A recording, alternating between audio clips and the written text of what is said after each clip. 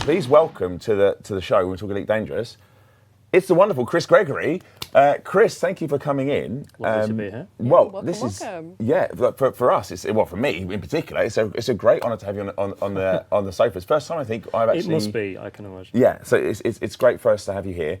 I know who you are, Sam knows who you are, but for those of you who maybe don't know who you are, Chris, could you say who you are and what you do? Sure. I'm Chris, and I have been working on a little game called Elite Dangerous for over 10 years now, since we got the Kickstarter sorted and started really getting into what the game would be. And I've been working with loads of people over the years on things as varied as space stations, aliens, spacesuits, and right now, most of my days is taken up with concepting the new wave of spaceships that we've been working on. Oh, we've been doing ships, haven't we? I hadn't noticed. You might have heard. We have. Yeah. So that's quite a lot of elements of the game you touched. I mean, I think even the update that went in today, it went live today. We had some station cosmetics going, which I think you might have some images of. Oh, cool. And I think you you cast your eye on some of these as well. Everything kind of gets my eye on it, but mostly these are under the watch of eye of Simon Brewer, who's also been on the project quite a long time as well. Yes. So there we go, there's a few of them cycling through there. So obviously we've got you on the show, and you mentioned that you're sort of working on a new wave of spaceships, but we also went to the wonderful PitCon on the weekend, and it was great for you guys to be there and do a panel, and we talked about, I guess, spaceships, right? So we were there for. At length. Now, there was a lot we discussed, and you and I were just talking about this before, and it was we felt like rather than redo that whole panel here, probably be best to go and check out the Burr Pit VOD. And Please do. Yeah, have a look, because it's really in depth, and there's a lot of people on the team that you know, you've got Curtis, I've got his name right this time. Absolutely. Or Amance's on there, obviously Simon's on, yourself's on there, and you talk all about ships and what goes into making them. But I guess I'd be remiss to not talk about some of the ships that have come out so far since we started remaking ships again. Yeah. Starting with the Python Mark II. Mark II. Yeah, so the team is really excited to get back into what we think is obviously a really key part of not just this version of Elite, but all the versions going back to the 1984 original release. People really like their ships, and that's something that we like to play into, and we like to try and design ships that players really want to fly and get out there into the galaxy and explore, and also have a connection to their ship, their favourites, for whatever reason, for whatever playstyle I might want to, or just the aesthetics. So the team was very excited to get back to doing that, and luckily I think we remembered how to do it. I think it's fair to say you have pretty well, and dare I say it, maybe even enhanced your abilities at ship making, because we had the Python, and then we went, because Python for me was like the classic shape, very, very sexy ship, and then we had, you might start to call it sexy, but I love this ship, we had the Type 8. Yeah, so one of the things we like to do with our ships is to keep them nice and varied, and that's varied not only in their aesthetic but also varied in their role, which Curtis is very keen on making sure that when we add a new ship it has a unique slot to fill in the roster of ships, and that most often drives our ideas for what the ship's going to look like. So we try to make sure that our ships, one, look very distinct from each other and from anything we've done in the past 30 ships now, I think, in the 10 years that we've been doing it. Yeah. Probably more with this lot. So unique look and feel, and in this case we wanted to go for so basically a space truck. So it is a hauler. It takes large quantities of stuff from one end of the galaxy to the other, and it has a very almost JCB-esque industrial feel to it. Yeah, I really like the look of this ship. It was so different when I first saw the grey box thing, and again I urge you to watch the PitCon VOD when we talk about sort of grey boxing and all that sort of the stuff that goes into making a ship. But we followed the boxy but good with the Mandalay that came after that, and that was another fantastic, well received by our players. Lovely ship. People do seem to like the Mandy, as they like to call it. So much so, I believe there was a hashtag Mandalay in the way. Which they were using to describe taking screenshots of the ship in front of various stellar phenomena. It went down really well, and it's one of those ships where I was slightly unsure. Really? Because it's an interesting looking ship. Yeah, it's different. Not like anything we've done before, so a bit of a departure. The fact that people responded so well to it was definitely can't sell short Curtis's work on making it a very enjoyable ship to fly and having a real distinct role in the game that people seem to gravitate towards, especially our Explorer players. Yeah. So from that point of view, I think lots of factors go into that one being a real fan favourite, and one that we did dig deep into at the PitCon panel. Yeah. So if you check that out, there'll be some little bits and bobs about how we ended up where we ended up with that ship.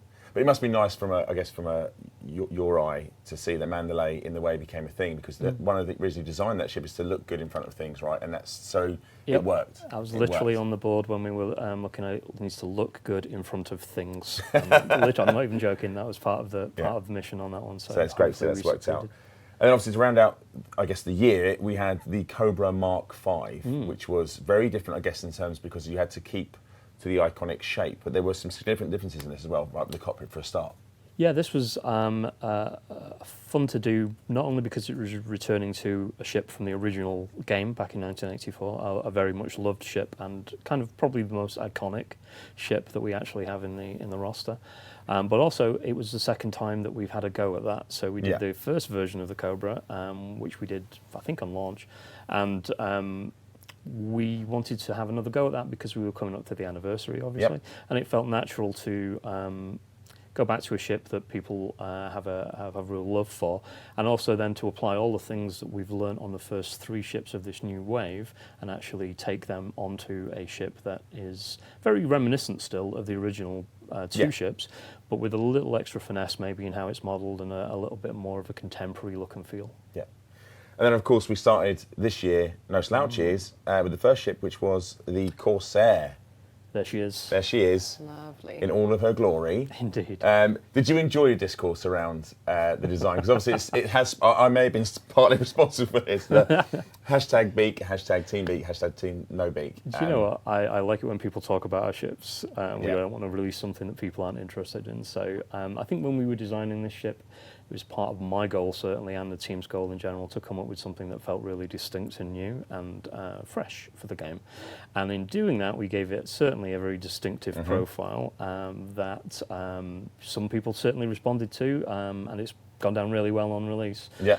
There were also some people who felt that maybe we went a little too distinct with it, but that's okay because we always make sure that we provide ship kits and cosmetics that allow you to style the ship in different ways, and we've seen lots of people making use of those to great effect. Yeah. And you have a hand in those as well, right? I forgot to ask this. It's often forgotten that it's part of important when you're designing the ship, right? Cosmetics, the kits, screenshots, loads of things come by my desk, but mostly, definitely, primary focus and the most fun is getting those ships designed. Yeah. So talking about designing ships, and we did tease something at PitCon. Anything on the next?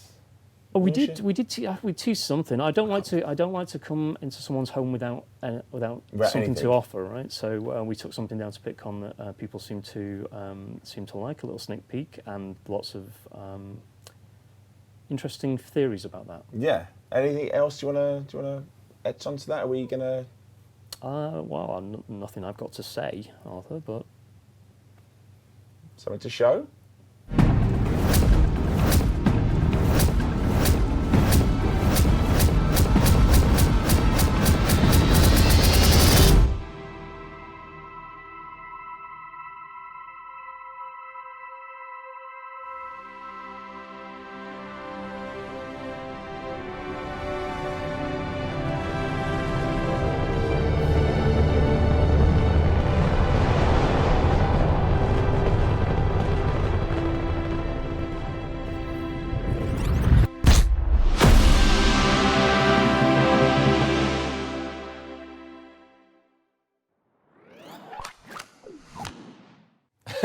Forgive all the smiling. We're watching chat go absolutely crazy. Chris. It's real. It's real. it's happening. It's happening. Yeah. So it would be a bit of a disappointment if it wasn't the Panther Clipper at this point. I think so. Yeah, I think so. 100%, Luckily, yeah. the people's guesses were correct. And to be honest, it's the worst kept secret in the game for a while. And that's partly because we were kind of excited about it as well, and really wanted to talk about it and show that peak at PitCon and see, get it in front of people. So we've got some. We're going to show some.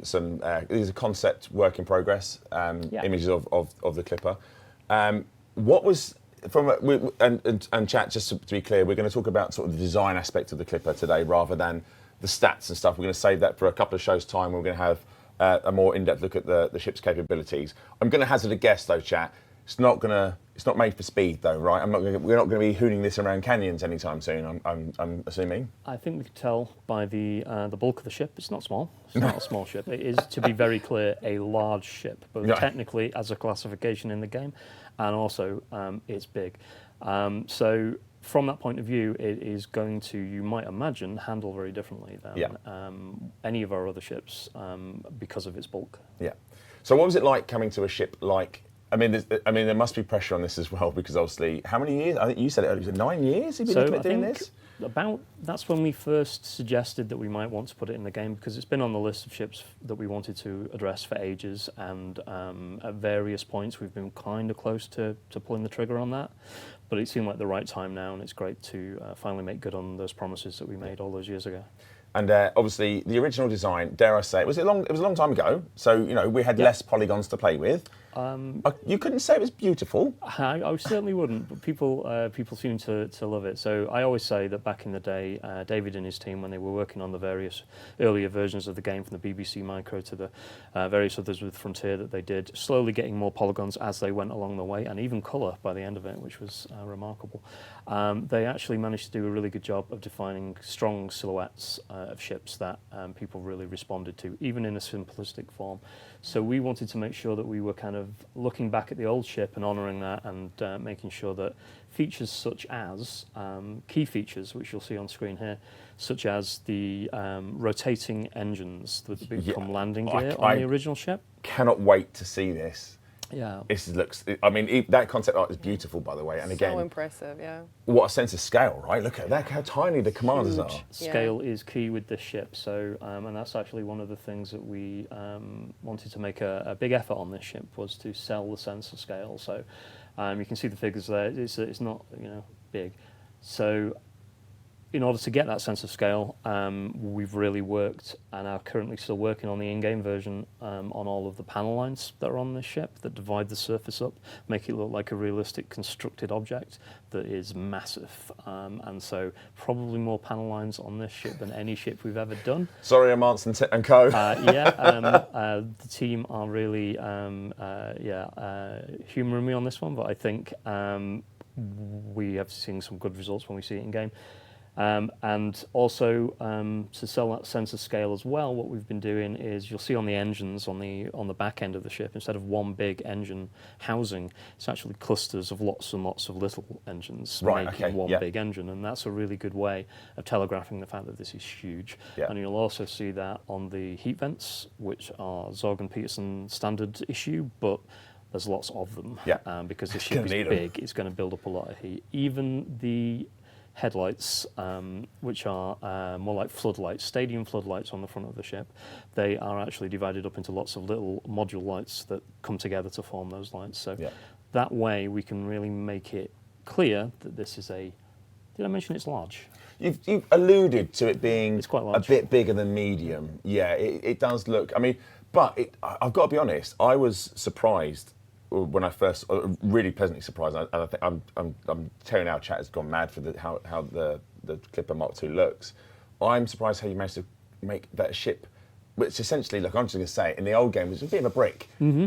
It's now better. What a glow up! What a glow up this is. Well, there's extra polys. We don't like to waste them. Basically, we wanted to give something a little bit like the Mandalay, where the goal was to give explorers something that felt maybe a little bit more refined in its finish and fit. This gives another haulage option to the game that looks a little sleeker than some of our other ones, a Type 8 for instance. I love that aesthetic, but this is a little bit more refined, and that's kind of why we went for Zorg and Peterson as the manufacturer on this one. Cool. Well, look, chat going mad, but we got some other little bits to show actually. You mentioned some of the things that are unique to this. It does have its unique cockpit, but we're kind of calling it a bridge. Now, don't take too much into that chat, but it's because of we've got some new layouts for it as well, right? So it's like the stations that are in there. It's a four-commander ship. 4 seats, so we've got our pilot and then 3 multi-crew consoles, and you can see some of the designs for the consoles that those characters will be seated at. Here, we're not going to show the whole bridge, that's currently being worked on, but when we say bridge, that's because when we were designing it, cockpit didn't quite cut it. No. That felt more like a fighter kind of aesthetic. So this is much more based on stuff that we looked at from oil tankers, from large shipping container ships, and it's kind of got that view while still affording a good side view for the players as well. And yeah, we'll be showing that off maybe next time in game. Yes, yeah, I mean, I Exciting, guess this is all sort of concept art and stuff like that, but we will get to see it in game. Realised, Yeah, I mean, it's very exciting. I'm really excited to see the engines rotate and the landing gear come down. It's just, I'm ready.